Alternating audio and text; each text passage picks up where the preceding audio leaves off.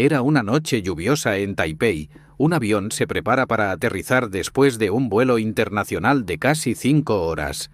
La tripulación enfrenta un cielo cubierto, visibilidad reducida y un aeropuerto apenas visible entre la neblina. En esas condiciones, cada decisión en cabina será crucial y lo que parecía una llegada rutinaria está a punto de convertirse en una tragedia que quedará marcada para siempre en la historia de la aviación. ¿Qué sucedió? Esto es lo que sabemos. 16 de febrero de 1998. Nuestra historia de hoy tiene lugar en el Aeropuerto Internacional de Denpasar Ngurah Rai, en la isla de Bali, Indonesia, donde un avión de China Airlines se prepara para emprender el vuelo 676 rumbo a Taiwán. El destino es el Aeropuerto Internacional de Chiang Kai-shek, un recorrido de casi 5 horas y 3.800 kilómetros. China Airlines es la aerolínea bandera de Taiwán, fundada en 1959. Hoy en día su reputación es sólida, pero durante más de 4 décadas estuvo marcada por una elevada tasa de accidentes que la convirtieron en un referente negativo a nivel mundial. En 1985, un Boeing 747 perdió el control en pleno crucero y cayó más de 30.000 pies sobre el Pacífico, hiriendo a decenas de personas. Pocos meses después, en 1986, un 737 se estrelló causando 53 muertes. En 1991, un 747 de carga terminó en el mar con toda su tripulación. Tan solo un año más tarde, otro 747 salió de pista en Hong Kong y acabó en la bahía. Y en 1994, en el peor accidente de su historia hasta entonces, un Airbus A se estrelló en Nagoya, dejando 264 fallecidos. Tras el desastre de Nagoya, todos los directivos de la aerolínea renunciaron y se contrataron expertos extranjeros para reformar la compañía. Para 1998 habían pasado 4 años sin accidentes, pero esa racha era demasiado corta para convencer a la opinión pública de que China Airlines había cambiado de verdad. La aeronave asignada para este vuelo es un Airbus A300B4, matrícula Bravo 1814 y número de serie 578. Realizó su primer vuelo el 16 de octubre de 1990 y fue entregado a China Airlines el 14 de diciembre de ese mismo año. En ese momento acumulaba poco más de 7 años de servicio con 193 horas de vuelo y 8.800 ciclos de despegue y aterrizaje. El Airbus A3 fue el primer bimotor de fuselaje ancho en la historia de la aviación comercial y el primer modelo fabricado por Airbus. Este ejemplar correspondía a una generación más avanzada que los originales, aunque todavía carecía de tecnologías modernas como el sistema fly-by-wire y las protecciones automáticas de la envolvente de vuelo, de modo que su manejo seguía siendo comparable al de los aviones convencionales de Boeing o McDonnell Douglas. En cabina, el comandante Scanlon Lin, de 49 años, expiloto de la Fuerza Aérea de Taiwán, con 726 horas de vuelo, de las cuales 2.382 en el Airbus A3. Le acompaña el primer oficial Yang Der-sheng, de 44 años con 3.550 horas de vuelo en total, pero apenas 304 en este modelo. La relación entre ambos no es sencilla, ya que Kang tiene un estilo dominante, mientras que Yang, con menos experiencia en el A300, tiende a seguir sus instrucciones sin cuestionarlas. En este vuelo, el capitán es quien lleva los controles como piloto al mando del vuelo, mientras que el primer oficial cumple el rol de piloto supervisor encargado de las comunicaciones y del seguimiento de instrumentos. La tripulación se completa con 12 auxiliares de cabina y a bordo viajan 182 pasajeros, lo que eleva el total de ocupantes a 196 personas. Con todo listo, el Airbus A3 rueda hacia la pista. A las 3:27 de la tarde, el vuelo 676 de China Airlines comienza su despegue desde Bali. Segundos después, gana altitud y se encamina hacia el norte. El trayecto transcurre con normalidad sobre el mar de la China meridional. Horas más tarde, cuando la aeronave se aproxima a Taiwán, la noche ya ha caído y el clima en Taipei se presenta complicado. con lluvia ligera, niebla y nubes a tan solo 100 pies sobre el suelo. La visibilidad apenas alcanza los 13 metros y se reportan tormentas eléctricas cercanas. El ATIS, que es el sistema de información automática de terminal, comunica que las condiciones están empeorando rápidamente. En crucero a las 7:35 de la noche, el primer oficial Yang comenta a la tripulación que iniciarán el descenso en 7 minutos, pero el capitán Kang demora la orden y no solicitan permiso hasta 10 minutos después, lo que provoca que el avión tenga que perder más altitud en menos distancia de la planificada. Durante el descenso, la tensión en cabina aumenta. El capitán Kang presiona constantemente al primer oficial Yang para que contacte al control de tráfico aéreo con mayor rapidez e incluso llega a corregirlo cuando el primer oficial Yang, nervioso, se equivoca de frecuencia y llama a operaciones en el canal equivocado, causando un momento de incomodidad.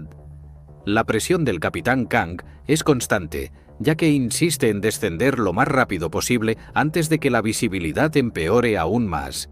Sin embargo, el capitán Kanga las medidas necesarias para recuperar la senda de descenso, como mantener los frenos aerodinámicos extendidos o reducir más la potencia, y su falta de acción hace que el avión permanezca demasiado alto en relación con la trayectoria de aproximación. Para colmo, el capitán Kang interviene directamente en las comunicaciones con el control aéreo, función que debería dejar al primer oficial Yang, lo que rompe la estandarización de cabina. A las 7:57 de la noche, el controlador autoriza el descenso a 4.000 pies, pero ninguno de los pilotos escucha la instrucción. De acuerdo con el manual de operaciones, a esa distancia deberían encontrarse a esa altitud cuando aún faltan unas 16 millas para el aeropuerto, pero en realidad el avión se mantiene a 7.000 pies. En ese momento, el primer oficial Yang intenta advertirlo. Solo 16 millas a la pista. Altitud actual, 7.000. El capitán Kang insiste en continuar y ordena desplegar flaps y tren de aterrizaje de manera anticipada en un intento de forzar la aproximación. El controlador de aproximación, sorprendido por la maniobra, incluso les pregunta: «Dynasty 676, ¿están demasiado altos?». Pero no reciben respuesta antes de cambiar de frecuencia. La aeronave sobrevuela la baliza exterior a 3.000 pies, cuando debería encontrarse a 100. Y en ese momento el capitán Kang comenta: «Estamos volando altos». Y luego añade: «Bajemos más, no importa. La aproximación ya es irrecuperable», pero el capitán se niega a abortarla. Para empeorar la situación, el avión intercepta una falsa senda de planeo a 9 grados de inclinación, en lugar de la senda real de 3 grados. Esto provoca lecturas erróneas, ya que los instrumentos muestran la indicación «fly up», que significa subir, cuando en realidad la aeronave necesita seguir descendiendo, lo que termina confundiendo al piloto automático. El capitán Kang, consciente de que vuelan por encima de la senda real, empuja el control hacia abajo y genera un conflicto entre el piloto automático y sus propias órdenes. La presión termina por desconectar el piloto automático, aunque el capitán no parece notarlo de inmediato. Consciente al fin de que no lograrán aterrizar, Kang ordena frustrar la aproximación. Go around. Activa el sistema que incrementa automáticamente la potencia de los motores, pero como el piloto automático ya se encuentra desconectado, el control de la maniobra recae por completo en el capitán. La cabina se llena de confusión cuando el primer oficial Yang pregunta desconcertado: «Palanca de potencia, vamos a frustrar». El capitán Kang responde con firmeza: «Ascenso positivo. Suba el tren». Yang duda y repregunta: «Bajo el tren». El capitán insiste: «Suba el tren». Finalmente, el primer oficial confirma tren arriba mientras retrae el tren de aterrizaje. En ese instante se activa una alarma de configuración al mismo tiempo que la aeronave comienza a ganar altura. Durante 11 segundos, nadie controla realmente la actitud del avión. El empuje de los motores situados bajo el centro de gravedad provoca que el morro se eleve rápidamente hasta alcanzar un ángulo de 30 grados y siga aumentando.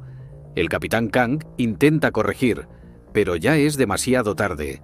La altitud se eleva hasta 42 grados, la velocidad desciende por debajo de 100 nudos y la aeronave entra en pérdida.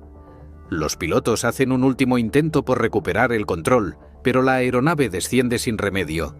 A las 8 horas, 5 minutos y 57 segundos de la noche, el Airbus A3 se estrella contra el suelo a la izquierda de la pista 05 izquierda.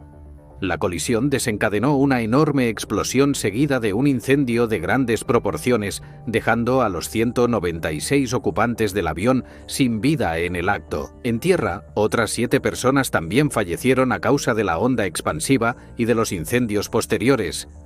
En los días siguientes, las autoridades iniciaron una investigación exhaustiva para determinar qué había ocurrido en los últimos minutos de vuelo y por qué la tripulación no logró completar la aproximación de manera segura. La investigación reveló que el accidente del vuelo 676 de China Airlines no se debió a fallas mecánicas de la Airbus A300, sino a una combinación fatal de errores humanos y una deficiente gestión en cabina. Desde el inicio de la aproximación, el avión se mantuvo demasiado alto sobre la senda de planeo, en parte porque la tripulación inició el descenso 3 minutos más tarde de lo previsto.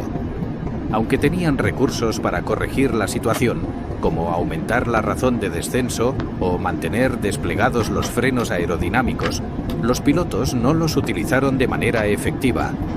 La presión por aterrizar antes de que el clima empeorara llevó al capitán Kang a insistir en completar la maniobra en lugar de optar por una aproximación frustrada anticipada. Esa decisión lo obligó a intentar una aproximación frustrada, tardía y mal ejecutada. Durante esa maniobra, el capitán no compensó el empuje de los motores y el avión se elevó con un ángulo de morro arriba que superó rápidamente los 40 grados. En esos 11 segundos críticos, el capitán Kang movió la columna de control porque no se dio cuenta de que el piloto automático se había desconectado, convencido de que el sistema aún gestionaba la actitud del avión. De esta forma, la aeronave entró en pérdida a baja altitud. Otro factor determinante fue la comunicación en cabina. El capitán ejercía un liderazgo autoritario, mientras que el primer oficial, con poca experiencia en el A300, evitaba contradecirlo aun cuando observaba desviaciones claras.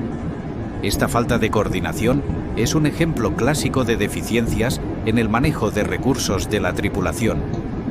El informe concluyó que la aproximación inestable, la desconexión inadvertida del piloto automático, la presión operativa y la pobre comunicación entre los pilotos hicieron inevitable la tragedia. Tras el accidente, China Airlines reforzó la formación de sus tripulaciones, implementó programas intensivos de manejo de recursos de la tripulación y revisó los procedimientos de aproximación frustrada, medidas que ayudaron a transformar su reputación en materia de seguridad.